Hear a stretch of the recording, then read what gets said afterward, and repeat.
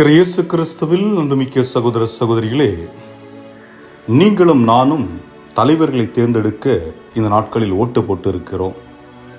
நாம் ஓட்டு போட்டு அதில் வெற்றி பெறும் தலைவர்களின் தகுதி என்னவாக இருக்க வேண்டும்? ஓட்டு போட்ட மக்களின் அடிப்படை தேவைகள், வாழ்வியல், வேலைவாய்ப்புகள் இவற்றை கவனிக்கக்கூடியவர்களாகவும், மக்கள் எந்த ஆபத்துகளிலும் சிக்காமல் பாதுகாப்புடன் வாழ வேண்டிய ஒரு சூழலை ஏற்படுத்தி கொடுக்க வேண்டும். அவ்வாறு மக்களின் தேவைகள் அடிப்படையாக கொண்டு வாழும் மனிதரை ஆயன் என்று சொல்லுகிறோம். அப்படியென்றால் அந்த ஆயன் ஊழலுக்கும் லஞ்சத்திற்கும் அடிபணியக்கூடாது, மக்கள் நலம் சார்ந்து இருக்கக்கூடிய மனிதனாக இருக்க வேண்டும்.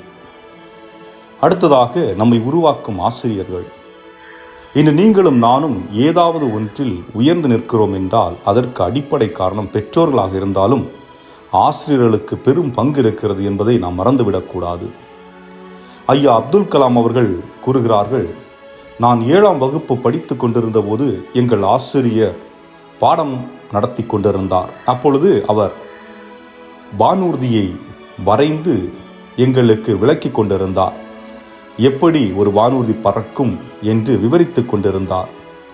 விவரித்த பின்பு எங்களிடம் கேட்டார், உங்களுக்கு புரிந்ததா என்று கேட்டபொழுது எங்களில் பலர் எங்களுக்கு சரியாக புரியவில்லை என்றோம். அன்று மாலையே எங்களை ராமேஸ்வரம் கடற்கரைக்கு அழைத்து சென்று அங்கே பறந்து கொண்டிருந்த பறவைகளை காட்டி, அது பறக்கும் போது எவ்வாறு பறக்கிறது, அதனுடைய இறகுகள் எந்த பக்கம் செல்கிறது, அதனுடைய வால் பகுதி எந்த பக்கம் வளைந்து கொடுக்கிறது, அதனுடைய முகம் எங்கே எந்த பக்கமாக இருக்கிறது என்பதை எங்களுக்கு ஒவ்வொன்றாக விளக்கி சொன்னார். அன்று தான் எனக்கு புரிந்தது எவ்வாறு ஒரு வானூர்தி இயங்குகிறது என்பதும், அதே நேரத்திலே நான் ஒரு ஏரோநாட்டிக்கல் இன்ஜினியராக மாற வேண்டும் என்ற ஒரு ஆசையும் எனக்கு அந்த ஆசிரியர் மூலம்தான் எனக்கு கிடைத்தது என்று கூறுகிறார். ஆக இங்கே ஒரு ஆசிரியர் என்பவர் ஒரு ஆயனாக இருக்கின்றார். அந்த மாணவர்கள் எப்படிப்பட்ட ஒரு வாழ்க்கையை வாழ வேண்டும், எதை தேர்ந்தெடுக்க வேண்டும் என்று வழிகாட்டக்கூடியவராக இருப்பதை நாம் பார்க்க முடிகிறது. ஆனால் இன்றைய நற்செய்தியில் நாம் பார்க்கிறோம், இயேசு நல்ல ஆயனை பற்றி கூறுகிறார். நாம் நல்ல ஆயனை பற்றி அவர் சொல்லுகிறார் என்றால், அப்படி என்றால் கெட்ட ஆயர்கள் உள்ளனரா என்ற ஒரு கேள்வி நமக்கு எழும். அதற்கு பதில் என்னவென்றால் ஆம் என்றே சொல்லலாம். தன் மகனோ அல்லது மகளோ செய்யும் தவறுகளுக்கு அவர்களை திருத்தாமல் உடந்தையாக இருப்பது, தன் மனைவி குழந்தையை பற்றி அக்கறை இல்லாமல் மதுவுக்கும் போதைக்கும் அடிமையாக இருப்பது, தன் கணவனை தூண்டிவிட்டு மாமனாரை சித்திரவை செய்வது, அல்லது தன் மகனை தூண்டிவிட்டு வீட்டிற்கு வந்த மருமகளை கொடுமைப்படுத்துவது,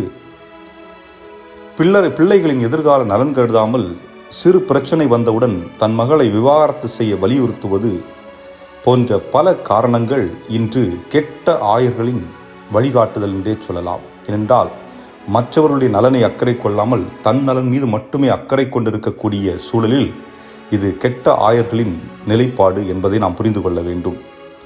ஆகவே தான் இயேசு தன்னை நல்ல ஆயன் என்று குறிப்பிடுகிறார். அதாவது நல்ல ஆயன் தன் ஆடுகளுக்காக தன் உயிரை கொடுக்கக்கூடியவனாக இருப்பான். தன்னையே ஒருத்து தனக்கென்று எதையும் செய்யாமல் பிறருக்கென்று வாழக்கூடியவன். தன் உயிரே போனாலும் எதை பற்றியும் கவலைப்பட மாட்டான். தன்னிடமுள்ள சொத்துக்களாக இருக்கலாம், தன்னிடமுள்ள எதுவாக இருந்தாலும் அதை மற்றவர்களுக்காக இழக்க துணிந்தவனே நல்ல ஆயன் என்பது. புனித லாரன்ஸ் என்ற திருத்தொண்டர் முதல் கிறிஸ்தவர்கள் வாழ்ந்த காலகட்டத்திலே வாழ்ந்தவர். வலேரியன் என்பவன் அரசனாக இருக்கின்றான். கிறிஸ்தவர்களை ஒடுக்க மட்டுமல்ல, கொன்று ஒழிக்க நினைக்கின்றான். அப்போது இருந்த திருத்தந்தை சிஸ்டர்ஸ் என்பவரையும் அவன் கொன்று விடுகிறான். அவரோடு இருந்த திருத்தொண்டர்களையும் கொன்று விடுகிறான். இதனால் திருச்சபையின் சொத்துக்கள் திருத்தொண்டர் லாரன்ஸ் அவர்களிடம் இருக்கின்றது. அவற்றை மொத்தமாக எடுத்துக்கொள்வதற்காக திருத்தொண்டருக்கு 3 நாள் அவகாசம் கொடுக்கின்றான். 3 நாட்களுக்குள் அந்த சொத்துக்களை நீ என்னிடம் ஒப்படைக்க வேண்டும், இல்லை என்றால் உன்னை கொன்று விடுவேன் என்று சொல்ல, அந்த திருத்தொண்டர் லாரன்ஸ் என்ன செய்கின்றார், திருச்சபையின் சொத்துக்கள் அனைத்தையுமே ஏழைகளுக்கு பிரித்து கொடுத்துவிட்டு ஏழைகளை அங்கே அழைத்து இந்த ஏழைகள் தான் திருச்சபையின் சொத்து என்று சொல்ல, வலேரியன் அரசன் கோபம் கொண்டு அவரை கொலை செய்வதற்கு கட்டளையிடுகிறான். கொலை என்னவென்றால் நாம் கிரில்டு சிக்கன் என்று சொல்வோம். அதாவது தீய அடியிலே மூட்டி அதற்கு மேலாக இரும்பு சட்டிகளை வைத்து அதன் மீது மீன் அல்லது கறி வகைகளை பொரிப்பது. அதை போன்று வலேரியன் லாரன்ஸ் அவரை அந்த தீச்சூளைக்கு மேல் அந்த இரும்பு சட்டியிலே படுக்க வைத்து கொடுமைப்படுத்தி கொல்ல வேண்டும் என்று ஆணையிடுகிறான். அதன்படியில் நடக்கின்றது. ஒரு பக்கம் வெந்து முடிந்த பின்பு லாரன்ஸ் கூறுகிறார், ஒரு பக்கம் தயாராகிவிட்டது, என்னை திருப்பி போடுங்கள் என்று. அந்த வேதனைகளை தாங்கிக் கொள்ளக்கூடிய ஒரு சக்தி உள்ளவர்களாக, வல்லமை உள்ளவராக அந்த மனிதர் தென்படுகின்றார். தன்னையே முழுமையாக அந்த அர்ப்பணிப்பது. ஆகவே அதாவது அவர் நினைத்திருந்தால் தன்னுடைய உயிரை காப்பாற்றி கொண்டிருக்க முடியும். சொத்துக்களை வளைரின்ற அரசனிடம் கொடுத்திருந்தால் அவன் காப்பாற்றப்பட்டிருப்பான். ஆனால் அவர் அதை செய்யவில்லை. என்ன செய்தார்? மக்களுக்கு பிரித்து கொடுத்து விட்டு, அதாவது கிறிஸ்தவம் உயிர் பெற்று தொடர்ந்து நடக்க வேண்டும், கிறிஸ்துவினுடைய பெயர் பறைசாற்றப்பட வேண்டும், கிறிஸ்து என்பவர்தான் உண்மையாக உள்ளவர், கிறிஸ்து என்பவர்தான் வழிகாட்டுபவர், கிறிஸ்து என்பவர்தான் மீட்பை கொடுப்பவர் என்ற நம்பிக்கையினால் தன் உயிரை துச்சம் நினைத்து கடவுளுக்காக அர்ப்பணிக்கிறார். ஆக அந்த இடத்திலே அவர் அந்த மக்களுக்கு நல்ல ஆயனாக தென்படுகிறார். இதைவிட ஆழமான ஒன்று என்பது இயேசு தன்னை முழுமையாக கொடுப்பது. இயேசு இந்த உலகில் வாழும்போது தன்னை பற்றியோ, தன்னுடைய இன்பத்தை பற்றியோ, தன்னுடைய வளர்ச்சியை பற்றியோ இதற்கு முக்கியத்துவம் கொடுக்கவில்லை. அதை பற்றி பேசவும் இல்லை, அதற்கான விஷயங்களை செய்ததும் இல்லை. மாறாக மக்களின் மீட்புக்காக தன்னுடைய பணியை செய்தார்.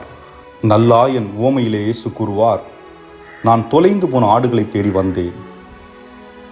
நல்லாயன் படைத்தை பார்த்தால் நமக்கு தெரியும். இயேசு தொலைந்து போன ஆட்டை கண்டுபிடித்து அதை தன் தோள் மீது வைத்திருப்பார்.